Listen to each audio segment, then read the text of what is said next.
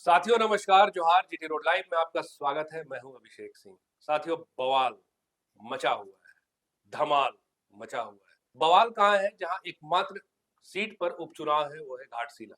जैसा कि हमने पहले से भी कहा है कि जैसे जैसे चुनाव की तारीखें नजदीक आ रही है, कैंप और कैंपेनिंग दोनों चीजें जो है बढ़ती जा रही हैं और लगभग अब अपने चरम पे है। बीते दिनों आपने देखा हमारे वीडियो में जिस तरह से कि मुख्यमंत्री हेमंत सोरेन गए थे वहां सोमेश सोरेन के पक्ष में वोट के लिए। वहीं आज कल्पना सोरेन भी वहां नजर आई। चाहे बात मैया सम्मान योजना की हो, चाहे बात किशोरी समृद्धि योजना की हो, पेंशन योजना की हो, तमाम इन दलीलों के साथ अपने सरकार के 1 साल के कार्यकाल को जोड़कर उन्होंने उपलब्धियां गिनाई और वोट की अपील की। वहीं आप देखेंगे कि विपक्ष की ओर से भी मोहन चरण मांझी, बाबूलाल, आदित्य साहू जैसे तमाम लोग भी अब एक्टिव मोड पे, एक्शन मोड पे नजर आ रहे हैं। त्रिकोण की बात तो हम शुरू से करते आए हैं। टाइगर जयराम महतो को भी आप देखिए तो किस तरह से वो भी अब वहां पे जनसंपर्क अभियान के तौर पे कहिए या फिर विभिन्न सभाओं के माध्यम से भी घाटशिला में अपना जोर आजमा रहे हैं। तमाम इन मुद्दों पे हम चर्चा करेंगे। आप फ्रेम में हमारे साथ देख रहे हैं हमारे पॉलिटिकल एडिटर शैलेंद्र जी हैं। शैलेंद्र जी, स्वागत है फिर से आपका। और वही पहला सवाल कि ये नौबत अब क्यों आ रही है? आपने जैसे पहले भी देखा था कि जब हेमंत सोरेन बीते दिनों जेल में थे तो उस समय कल्पना पूरे फॉर्म में नजर आई थी और अब फिर से वो वही फॉर्म यहाँ देखने के लिए मिल रहा है। ये कितना कारीगर होगा शैलेंद्र जी? बहुत ज्यादा मुझे लग रहा है जो कारगर होगा और युवाओं को, खासकर महिला मतदाताओं को जी। जोड़ने में तो जरूर जेएमएम जो है वो सफल रहेगा, क्योंकि उनकी जो संवाद शैली है, उनकी जो लोगों से बातचीत करने का तरीका है, उनको समझाने का, बताने का, हम्म, चीजों को रखने का, जैसे आप देख भी रहे हो, सुना भी होगा आपने, जो कैसे वो संताली में भी संवाद कर जी। लेती हैं, बंगाली में भी संवाद कर लेती हैं। तो एक जो जोड़ने की जो है, जो कुछ शैली हेमंत सोरेन की है, मुख्यमंत्री हेमंत सोरेन की है, तो कुछ कुछ उसी तरीके में, उसी अंदाज में ये जरूर वो बातचीत कर लेते हैं। सबसे महत्वपूर्ण बात जो उनके भाषण का है वो ये है, जो वो स्थानीय मुद्दे पे फोकस रखती है, जी। वो व्यक्तित्व पे फोकस रखती जी। है, वो विपक्षियों को बहुत ज्यादा टारगेट नहीं करती हैं, जी। है ना। जो खासकर जो यदि बीजेपी की बात करें खासकर, तो और बहुत ज्यादा से ज्यादा जोर, जैसा आपने भी कहा, जो सरकार की योजनाओं और उनके उपलब्धियों पे। उनसे जी। उपलब्धियों पे, हाँ, उनसे जो लोगों को हो रहे फायदे, उस पे ज्यादा वो बात करती है। तो ये काफी प्रभावी है। हम्म, बस एक मुश्किल बस उनके साथ ये है, जो उनकी सभा बहुत कम है इस जी। बार। जो जारी किया गया था शेड्यूल, तो जेएमएम की ओर से, उसमें सिर्फ 3 या 4 सभाएं, 3 सभाएं और एक एक दिन का 8 तारीख का उनका रोड शो है। जी। यानी बहुत ज्यादा कार्यक्रम, विस्तृत कार्यक्रम नहीं है, जिसके कारण एक, बस एक कमी यदि उनके चीजों में नजर आएगी, कल्पना सोरेन के चीजों में, तो वो बस यही है, जो उनका कार्यक्रम बहुत ज्यादा हम्म। लंबा नहीं है या बहुत ज्यादा दिनों का नहीं है, लेकिन आप उनके भाषण में भी सुनेंगे शैलेंद्र जी, जैसा हम्म उन्होंने कहा एक सहानुभूति वाली बातचीत कि किस तरह से रामदास सोरेन, दिवंगत रामदास सोरेन हम्म का एक सपना था, दिसोम गुरु शिबू सोरेन का एक सपना था, उसको पूरा करना है, उसके लिए वोट देना है। तो ये सहानुभूति फैक्टर भी कितना वो काम करेगा? कारगर तो है, क्योंकि देखिए जी। चुनावी सहानुभूति मुद्दे पे हो रही है, और उनके बेटे खड़े हैं, रामदास सोरेन के बेटे खड़े हैं, सोमेश, तो जी। निश्चित रूप से वो कारगर तो है। अब देखिए ना, पिछले दिनों एक वीडियो ऐसे ही आया था, जब चुनाव प्रचार के दौरान, हम्म, जो सोमेश की मां है, दिवंगत जी। मंत्री जी के पत्नी है सूरजमणि देवी, वो काफी भावुक हो गई थी जी। और वो मन से ही रोने लगी थी। तो लोगों में तो इस बात का तो है, जो जी। किन परिस्थितियों में उपचुनाव हो रहा है और इसका कारण क्या है, तो लोग उससे अवगत है। सबसे बड़ी बात यही है, जो लोगों में इस बात की भी एक तसल्ली के लिए या भरोसा, जो यदि वो जेएमएम को वोट करते हैं, तो कम से कम अगले 4 साल तक तो सरकार इनकी, हेमंत सोरेन की है। जी। यानी घाटशिला के लिए योजनाएं और उनके लिए विकास काम हो, चाहे दूसरे अन्य जो मान लीजिए रुके पड़े काम होंगे, जो दिवंगत मंत्री जी के हस्ताक्षर से, चाहे उनके प्रयासों से शुरू हुए होंगे, तो उस काम को आगे गति मिलेगी आने जी। वाले दिनों में। जैसे मंत्री को लेकर के आप, हम लोगों ने सुनवाया ही था, जो क्या कुछ कहा था उन्होंने। अलग बात है जो शायद वो मंत्री ना बन पाए, हम्म, लेकिन ये तो जरूर है, जो वो हेमंत सोरेन के फेवरेट, मतलब गुड बुक में वो जरूर रहेंगे। जी। तो ये एक काफी उपलब्धि भरा उनका हो सकता है, यदि जेएमएम को, तो लोगों में इस बात के लिए भी नहीं, है, जो ठीक है। समझ जैसे कर करते आंकड़ों हुए। पे बात कह रही हैं, मैया सम्मान योजना हम्म को लेकर के, और भी सरकार की जो सफलता है उन पे भी बात कर रहे हैं, चाहे कल्पना सोरेन हो, हेमंत सोरेन हो। लेकिन आप देखिए ना, विपक्ष की ओर से भी बाबूलाल मरांडी, चंपई सोरेन खास करके, बाबूलाल सोरेन खास करके, ये वहां की कमियों को भी तो उजागर करते जा रहे हैं। तो क्या ये मामला आपको ऐसा नहीं लग रहा है कि उतना आसान नहीं है हेमंत सोरेन और जेएमएम के लिए? नहीं, इसलिए देखिए आसान है ना, जो कम से कम पिछले दिनों हमने देखा था, और ये सरकार की भी एक कोशिश रही थी, जो उन्होंने मैया सम्मान योजना की बात की। जो मैया सम्मान योजना में ना पिछले महीने अक्टूबर में 2 महीने की राशि एक साथ आई है लोगों को, और जिन 12 जिलों में ये राशि दी गई उनके लाभुकों को, उसमें पूर्वी सिंहभूम में था जो जमशेदपुर है, और उसी जमशेदपुर में ये घाटशिला भी आता है। तो वो उपलब्धि उनके साथ है, तो लोगों को वो शिकायत उनके साथ नहीं रहेगी। या किशोरी सम्मान योजना जो बच्चों को मिलती है, 15 से 16-17 साल की लड़कियों को मिलती है, तो उसकी राशि उनके खाते में इतना आसान भी नहीं है सुरेंद्र जी, मैया सम्मान योजना के बल पे ही सिर्फ जो है वोटों को अपनी ओर कर लेना। टाइगर जयराम का भी जो जनसंपर्क अभियान आप देख रहे हैं, इसमें वो कह रहे हैं कि 2,500 रुपए में क्या आपका घर बन जाएगा, आपके बच्चे पढ़ लिख लेंगे क्या, आपकी हर जरूरतें पूरी हो जाएगी क्या? तो ये भी तो एक सवाल, आखिर एक तीसरे कौन से भी ये आवाज आ रही है, तो इस पे क्या कहेंगे?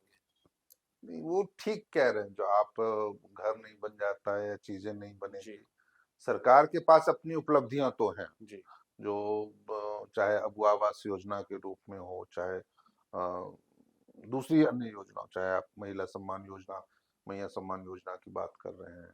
लेकिन एक और भी बात है, जो सरकार के पास सिर्फ योजनाओं के भरे से व्यक्तित्व या व्यक्ति विशेष को वो लाभ देने के अलावा, जो जैसे अब जल से संबंधित हो, शिक्षा से संबंधित हो, स्वास्थ्य से हो, सड़कों से संबंधित हो, और दूसरे विकास योजनाएं, चाहे भवनों के निर्माण, सार्वजनिक जो भवन होते हैं उन सब चीजों के निर्माण का मसला, तो वो तमाम चीजें हैं जो वहां पर उनके सरकार के प्रायोरिटी लिस्ट में एक आ सकती है। तो ये एक उम्मीद ही हम लोग कर सकते हैं, चर्चा ही कर सकते हैं, हालांकि क्या चुनाव परिणाम आता है वो एक अलग मसला है। लेकिन एक जो महत्वपूर्ण बात हमें देखने को मिल रही है ना, या फिर आप कल्पना सोरेन के भाषण से समझ सकते हैं, जो एक उत्साह उनके भाषण में, जब पिछली बार वो विधानसभा चुनाव के समय इसी दौरान जब वो घूम रही थी, या उससे पहले जब जेल में थे हेमंत सोरेन 6 महीने के लिए, तो उस समय जो उत्साह या चीजें थी ना, वो उतना उत्साह उनके भाषणों में नहीं नजर आया।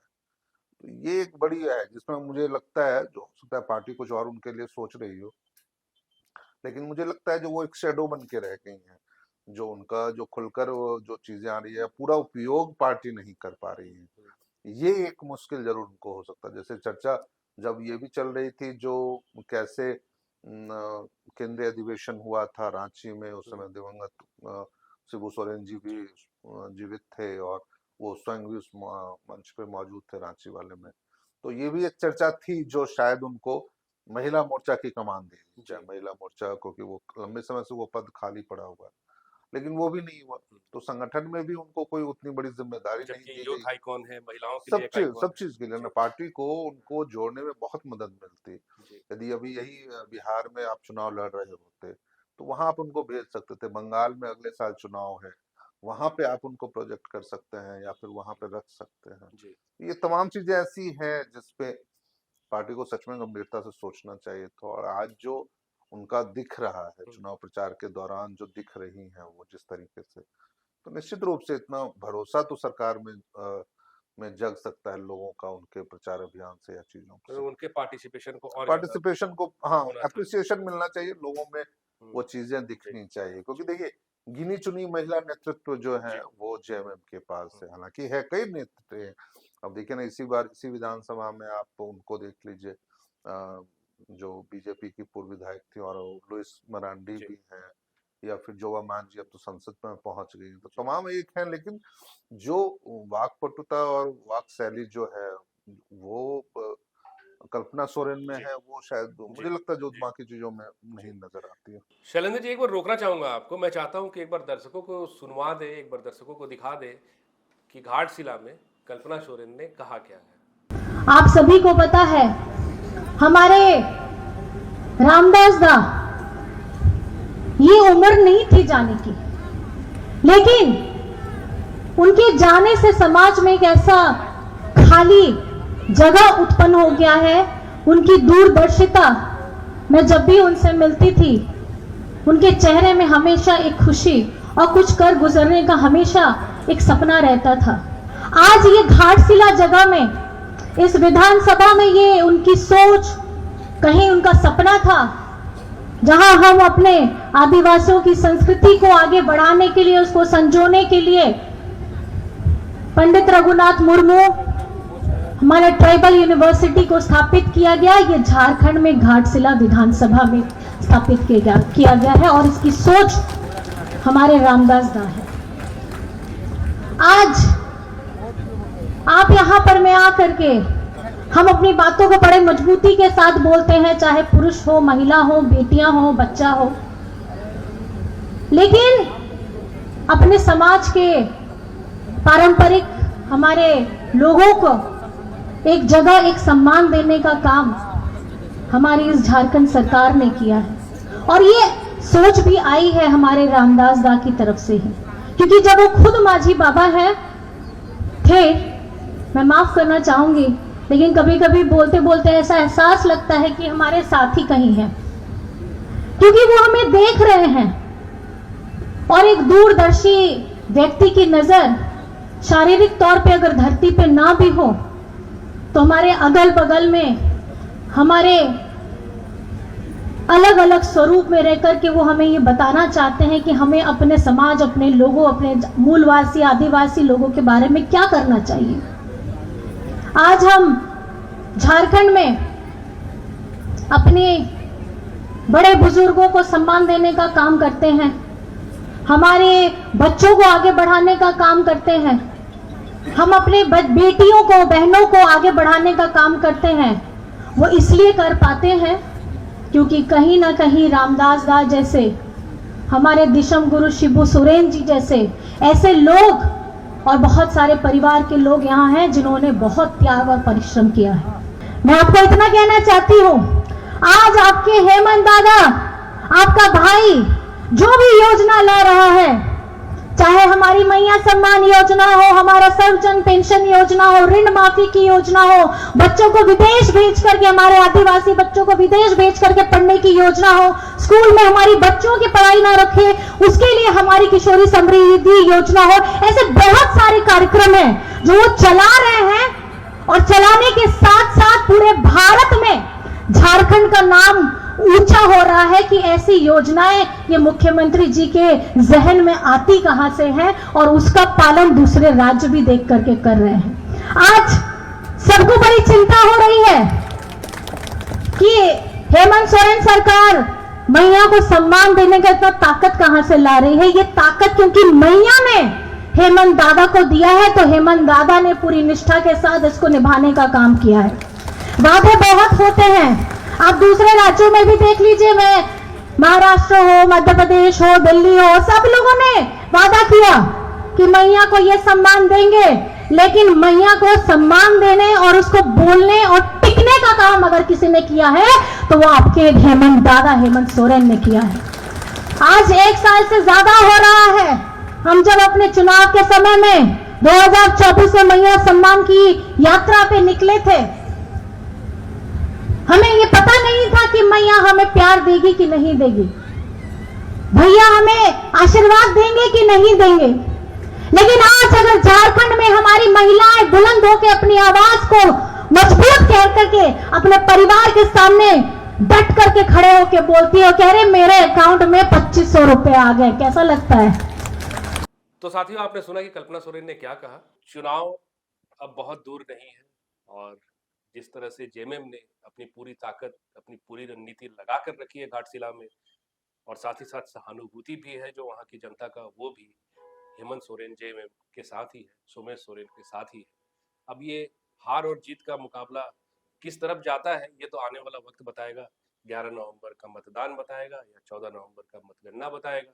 तब तक के लिए साथियों हमें इंतजार ही करना है। आज के लिए बस इतना ही। जाते जाते आपसे वही आग्रह है कि अगर आपने हमारे चैनल को सब्सक्राइब नहीं किया तो जरूर से कर लीजिए, हमारे वीडियो को लाइक जरूर कीजिए, शेयर जरूर कीजिए, कमेंट जरूर कीजिए। आज के लिए आज्ञा दीजिए साथियों, नमस्कार।